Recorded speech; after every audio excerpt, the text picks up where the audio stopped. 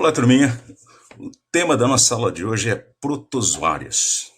Bom, esses indivíduos já foram agrupados no reino animal, aí passaram para o reino protista ou protoctista, e agora existe um movimento muito forte, né, dentro da classificação para que eles tenham seu próprio reino.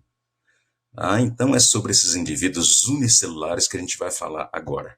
Protozoários, que por enquanto, né, ele ainda é um filo dentro do reino protista, mas que dentro de pouco tempo pode se transformar num reino, ok? E, pessoal, esse sempre foi um tema muito forte dentro dos vestibulares, né? Principalmente por causa das protozooses ou protozoonoses. Então, muitos desses protozoários são responsáveis por muitas doenças. Inclusive no Brasil, nós temos muitas doenças causadas por protozoários. Tá? Bom, mas de maneira geral, tá, esses indivíduos, por enquanto, ainda pertencem ao reino protista, tá? O protoctista. Tá? Então, esse filo protozoa dentro do reino protista, tá? Então, são unicelulares eucariontes. Alguns deles formam colônias, tá? Todos eles são heterótrofos. Eles são heterótrofos, né? Eles têm que conseguir alimento, têm que capturar alimento, tá? E fazem digestão intracelular. Tá? Então, nós vamos encontrar esses indivíduos praticamente em todos os ambientes. Tá? Ambiente de água doce, ambiente de água salgada, ambiente terrestre. Tá? A maioria dos protozoários são de vida livre, mas muitos deles, né, vivem em comensalismo, né, com outras espécies, né, como o cupim e a triconinfa, tá? E muitos deles são parasitas. Aqui a gente vai encontrar uma modalidade de excreção ímpar, tá? Que só pode ser encontrado nesse grupo de organismo. Tá? Os vacúolos contráteis ou pulsáteis, que são exclusividade de protozoários de água doce. Então, nesses indivíduos, o que predomina é a reprodução assexuada por divisão binária. Então, a gente não pode esquecer que divisão binária ou cisciparidade é aquela mitose, né, aplicada à reprodução. Tá? Mas muitos protozoários fazem reprodução sexuada. Conseguem trocar material genético, principalmente através de um modelo chamado conjugação. Tá? Bom, e outra característica dentro desse grupo é a possibilidade de formar cistos ou esporos. Então, cistos ou esporos, uma coisa muito frequente na biologia, né, são estruturas existentes. Um indivíduo que vai enfrentar diversidades, pode ser que ele não sobreviva. Falta d'água, falta de alimento, temperaturas extremas, mas se ele tiver a capacidade de se converter em cisto ou esporo, tá, aumenta muito a sua chance de sobrevivência. Então, é uma estrutura, uma unidade resistente, né, para passar por adversidades. Tá? Então, muitos protozoários têm essa capacidade. Bom, e por enquanto a gente agrupa o filo dos protozoários, né, em 4 classes. Tá? E o critério de agrupamento é a estrutura de locomoção. Tá? Então a gente tem um grupo de protozoários, que a gente chama genericamente de amebas, né? Que são sarcodíneos ou risópodes. Sarco porque ele é aquela estrutura, né? Uma ameba, né? Meio carnosa. Sarco significa carne, músculo, né? E risópode significa pé de raiz. Então é uma alusão ao fato desse tipo de micro-organismo expandir a membrana, formar pseudópodes para poder se movimentar. A mesma estratégia que ele usa para se movimentar, se usa também para capturar alimento, fazer fagocitose. Então, são as amebas e os seus pseudópodes. Tá? Agora, tem alguns protozoários, como o Trypanosoma cruzi, como as leishmanias, que nós chamamos de mastigófora ou flagelados. Tá? Então, flagelo, mastigo significa chicote.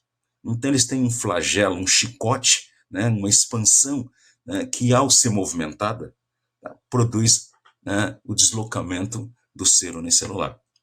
Tem também indivíduos como o paramécio, um exemplo clássico de ciliados ou cilióforos.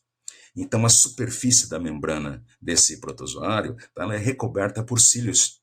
E o batimento rítmico desses cílios funciona como um conjunto de remos, permite a movimentação do protozoário.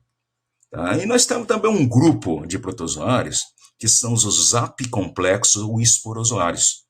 Esporozoa, esporozoário ou apicomplexo. Então, o nome apicomplexo ele é mais moderno, tá? E está sendo mais utilizado do ponto de vista científico. Como esporozoo e esporozoário é nome antigo, a gente ainda mantém, tá? Mas a tendência moderna, tá, é chamá-lo de apicomplexo. Então, a principal característica desses indivíduos, que tem como representante principal o plasmodium, causador da malária, o Toxoplasma gondii, causador da toxoplasmose, é que eles não têm uma estrutura de locomoção. Então, nesse grupo, você só vai encontrar indivíduos parasitas. E o nome apicomplexo, tá, é porque ele tem na sua superfície o que a gente chama de complexo apical, que é uma estrutura que permite a ele reconhecer a célula hospedeira. Porque como ele depende, né, de um hospedeiro para poder existir, ele tem que reconhecer as células que vão lhe fornecer os nutrientes, que vão fornecer o sustento. Então esse complexo apical serve para isso, para fazer o reconhecimento. Ok? E aqui um exemplo, né, de Sarcodinio rhizopode. Então existem muitas amebas, a gente não pode esquecer. Algumas amebas são de vida livre, outras amebas são comensais, né? Tá? E muitas delas são parasitas, inclusive produzindo doenças até graves na espécie humana. Tá? Mas dá para perceber que a superfície é irregular, ela modifica o tempo todo a superfície celular. Tá? Então, ao emitir os pseudópodes, né, isso possibilita, né, se locomover e também capturar alimento. E aqui um exemplo, né, de como os protozoários são mais complexos do que as nossas células. E a explicação é simples. No nosso corpo, né, nós temos tecidos organizados, grupos de células com funções específicas. Então, as células que compõem o nosso corpo, elas não precisam realizar todas as funções. A divisão de funções, cada tecido, né, cada grupo de células, realiza certas funções. Mas num protozoário, não. Tá? Então, o corpo todo de um protozoário está numa célula só. Então, essa célula tem que realizar todas as funções. Então a gente fala que o protozoário ele é mais complexo, né? Tem todas as organelas necessárias para se manter vivo numa comparação com as nossas células. Mas as nossas células são mais especializadas. Eles são mais complexos, né? Mas as nossas células são mais especializadas, são mais eficientes no que fazem. Certo? Aqui um ciliado, né? Exemplo do paramécio. Então, existe uma quantidade muito grande de protozoários ciliados e eles são considerados pelos cientistas os protozoários mais complexos que existem. Tá? Inclusive, nesse tipo de protozoário, pode ocorrer uma reprodução sexuada chamada de conjugação, que eu vou mostrar para vocês logo mais adiante, né? E assim, outra ocorrência interessante é que é muito raro você encontrar um ciliado parasita. A maioria dos protozoários ciliados são de vida livre. Tá? E não é o único, tá? Mas toda vez que se fala em protozoário ciliado, aquele exemplo clássico, aquele exemplo típico, né, é o paramécio. E aqui o flagelado ou mastigófora, né? Então um exemplo clássico é o Trypanosoma cruzi, causador da doença de Chagas. Então dá para ver, né? Nesse caso aqui ele tem o flagelo, essa expansão aqui, né? Ele tem o flagelo e aqui você tem uma membrana ondulante que ajuda, né? Como ele tem que nadar nos seus ambientes, ou de vida livre ou parasita, ele vai ter que nadar. No sangue humano, por exemplo, ele tem que nadar para poder chegar até as células-alvo. Tá? Então essa membrana ondulante, além de facilitar a movimentação, ajuda a orientar também, tá certo? E a gente tem duas curiosidades sobre os flagelados. Então, primeiro, né, não são todos, mas alguns flagelados, né, da ordem do Trypanosoma e da Leishmania. A Leishmania, né, é um grupo de protozoários causador da leishmaniose, uma grave doença humana. Então, nas Leishmanias e nos Trypanosomas, existe o que a gente chama de cinetoplasto. É uma mitocôndria grande e única na base do flagelo, certo? Bom, outra coisa importante, né? Principalmente em protozoários parasitas, esse flagelo pode passar por algumas mudanças. Inclusive, né, quando o parasita está no interior da célula, o flagelo é dispensável. Então, ele adquire o formato amastigota. Mastigo é o flagelo. A de negação, não tem o flagelo. Tá? Às vezes, o flagelo fica reduzido, né? Nesse caso aqui, né, do promastigota, mas ele ainda existe. Tá? Às vezes, né, ele vai aumentando e pode chegar até na proporção máxima, né, no tamanho máximo aqui, que é quando ele realmente precisa nadar, que é no tripomastigota. Dificilmente isso cai, né, como pergunta direta no seu vestibular. Mas quando a gente está estudando o ciclo de algumas doenças causadas por protozoários assim, tá, há citação. Tá? Então, nesse estágio, o indivíduo é a mastigota, está sem a cauda. Tá? Ele é promastigota, ou ele está perdendo ou está ganhando a cauda. Tá? Epimastigota, né, um flagelo meio por cima aqui, e o tripomastigota é quando ele tem a necessidade máxima de nadar, é quando esse flagelo adquire o tamanho máximo, certo?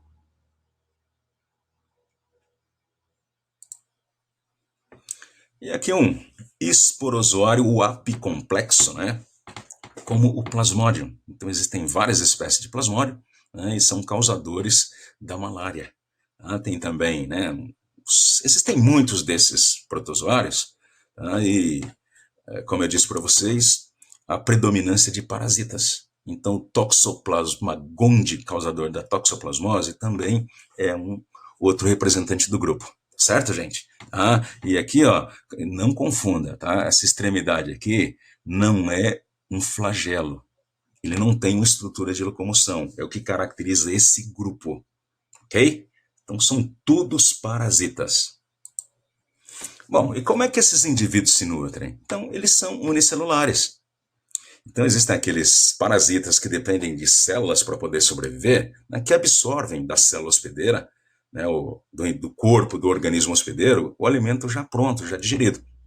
Tá? Mas, principalmente indivíduos de vida livre, como essa ameba aqui, ó, tá? Que vive no lago, fagocitando alguinhas. Ó, são algas unicelulares que ela fagocita e lhe serve de alimento. Então, depois que essas algas são interiorizadas, tá, a ação dos lisossomos realiza a digestão intracelular. Ok? Aqui no paramécio, a gente tem algo muito interessante. O paramécio é um ciliado. Notem, existe uma quantidade muito grande de cílios, né, espalhados por toda a superfície do indivíduo. Então, como é que ele vai fazer fagocitose? Como é que ele vai eliminar os resíduos? Então, existem regiões especializadas. Então, aqui, por exemplo, ó, tem uma região, tá, chamada citóstoma, que significa, né, literalmente a boca da célula. Não é um orifício, é um local por onde ela sempre faz a fagocitose. Não é um orifício, aqui não tem comunicação direta com o meio externo, mas é por aqui que ela faz fagocitose. Aqui tem uma quantidade menor de cílios, né? Então esse duto permite, né, a interiorização do alimento. E a gente sabe, né? Aproveita o alimento, sobra resíduos. Então a clasmocitose, aquela defecação celular, tá praticamente uma, né, fagocitose ao contrário. Então, aqui também tem uma região especializada para isso. É o citopígio. Tá? Analogicamente, seria o ânus da célula, né? Então, é por onde ela faz plasmocitose e elimina os resíduos. Tá? É só uma curiosidade, ok?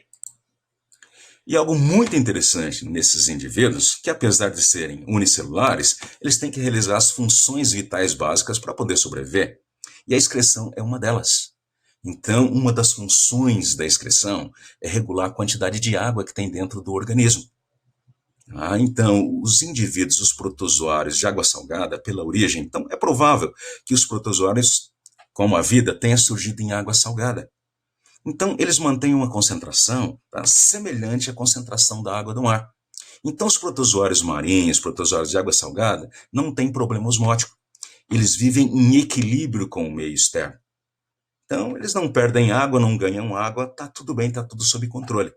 Mas nos protozoários de água doce surge um problema muito sério, que é eles são mais concentrados em relação à água que os circunda. A gente sabe que a água doce não é doce coisa nenhuma. Ela não tem açúcar, é óbvio, né? Ela só tem menos sal que a água do mar e, consequentemente, menos sal que o interior da célula. Então, essa diferença de concentração faz com que a água entre por osmose. E muita água, essa diferença de concentração é relativamente grande. Então, a água está entrando o tempo todo. Como consequência, né, provocaria a ruptura desse protozoário de água doce. Então, para evitar que isso aconteça, eles desenvolveram o vacúolo contrátil ou pulsátil. Então, é uma organela que, à medida que a água vai entrando, ela absorve esse excesso de água. A hora que essa organela está cheia, né, ela se contrai e bombeia esse excedente de água para fora, evitando que haja ruptura. Então, esse vacúolo contrátil elimina o excesso de água absorvido por osmose. Bom, primeira coisa, esse vacúolo contrátil só existe em protozoário de água doce. O de água salgada, como não tem esse problema osmótico, não precisa desenvolver, tá, o vacúolo contrátil. Então, é exclusividade de protozoários de água doce. Tá? Outra coisa importante, à medida que essa água é bombeada para fora, através da ação do vacúolo contrátil, dá para perceber aqui, ó, tá? Aqui ele está se enchendo e aqui embaixo ele esvaziou, ele se contraiu. Tá? Então, ele elimina a água e elimina também resíduos, como o CO2, a amônia, né? A amônia, esse indivíduo é unicelular, mas já produz amônia. Tá? Uma excreção, né? Um resíduo muito tóxico. Tá? Então, além de regular, evitar o excedente de água e a ruptura do protozoário, também elimina os resíduos, ok? Então, se você colocar um protozoário de água salgada em água doce, se ele não conseguir desenvolver o vacúolo contrátil, com certeza ele vai sofrer uma ruptura e morrer. Bom, um outro aspecto importante dos protozoários é a reprodução. De certa forma, muito simples, porque o que predomina é a mitose. Então, essa mitose aplicada à reprodução de unicelulares, a gente chama de divisão binária ou cisciparidade. Então, olha aqui o que acontece com uma ameba. Ó, tá? Então, é uma mitose tipicamente que a gente conhece, né?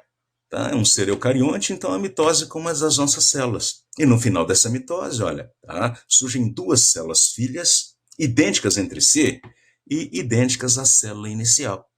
Então, ó, a mesma coisa acontece aqui com o paramécio. Certo? Então, isso é o que predomina, mas a gente sabe que isso é um processo de clonagem. A mitose é clonagem. Tá? Então, nesse processo de divisão binária ou cisciparidade, só surgem clones. Então, só as mutações produziriam alguma variabilidade genética, talvez insuficiente para manter o indivíduo. Ok? Então, não se esqueçam que esse tipo de reprodução é clonagem. Bom,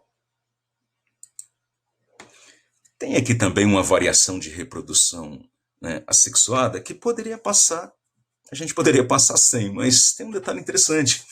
Esses dois tipos de reprodução, ela é praticada pelos plasmódios no ciclo da malária. Então tem a ver com a gente. Tá? Então, olha, você tem um fenômeno chamado esporogonia. Tá? Então, através desse processo, tá, o plasmódio, um dos protozoários que realizam, né, essa atividade, consegue produzir esporozoítos. Esporozoítos são, né, unidades, são estruturas resistentes que podem sobreviver no corpo do mosquito.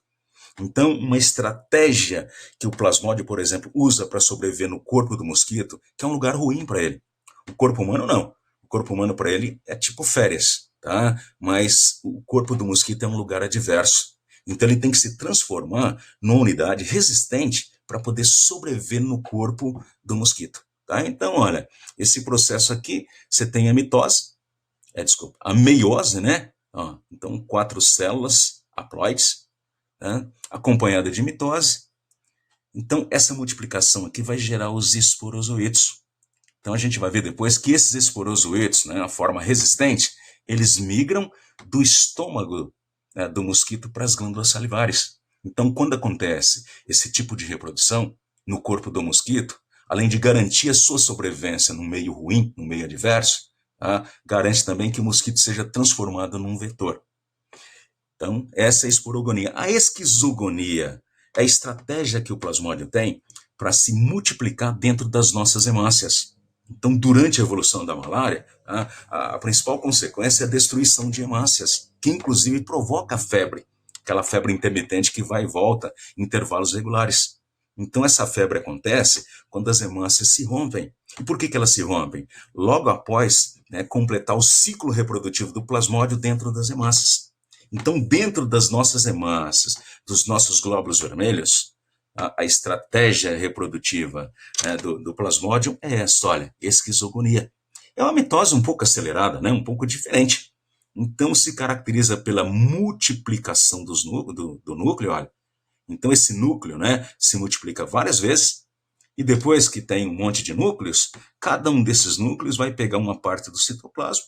Então, numa pancada só, tá? Num processo só, ao invés de duas células filhas, podem surgir várias células filhas. Ok? Então, por isso que isso acaba sendo importante para a gente. Então, são formas assexuadas, tá? Apesar de, olha, aqui, ó, essa meiose aqui, como acontece o crossing over, garante variabilidade genética, mas ainda não caracteriza a reprodução sexuada. A gente vai ver que no corpo do mosquito, o plasmódio faz reprodução sexuada, mas não diretamente dessa forma aqui, ok?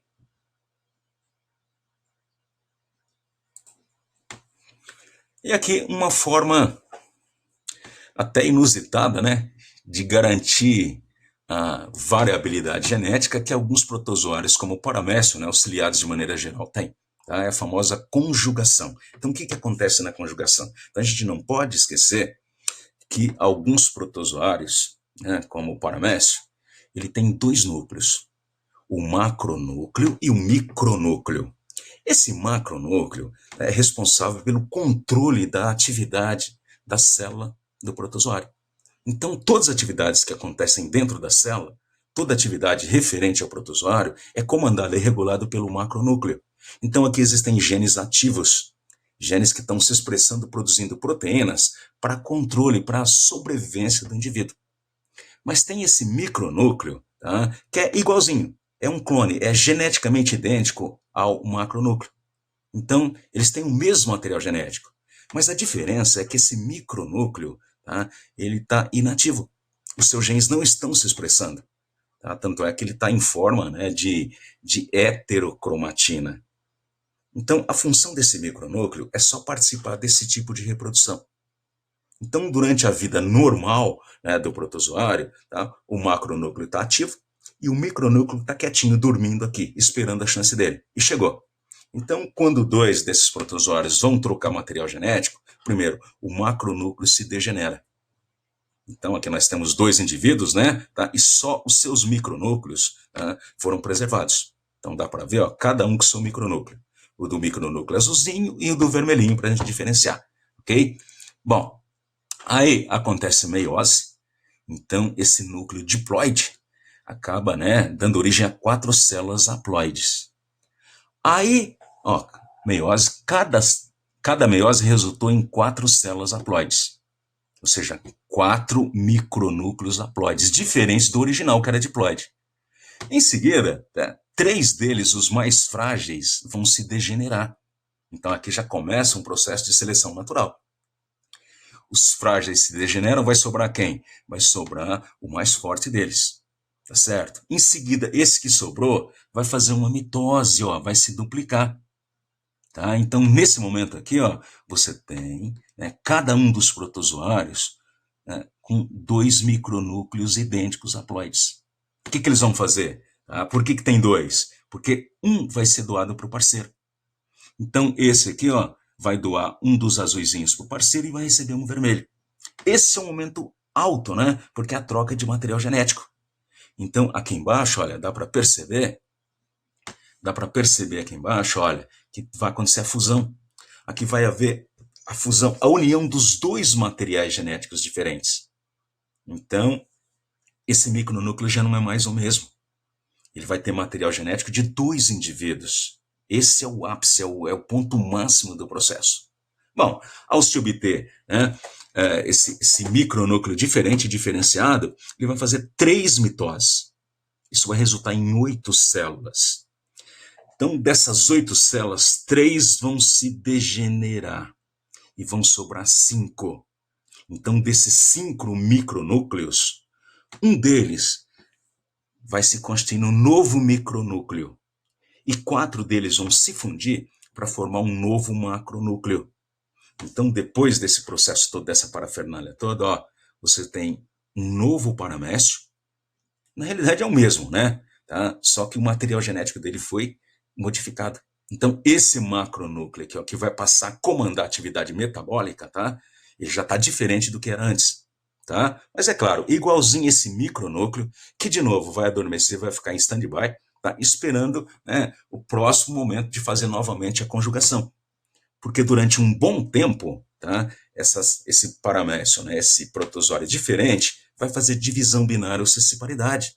Só que agora, né, os filhotes resultantes vão ser diferentes do que era antes. Lá na frente, de novo, ele vai se desgastar, ele vai ficar velho, vai ficar ultrapassado e novamente faz uma conjugação. Então, isso renova os indivíduos, renova a espécie. Tudo bem, pessoal?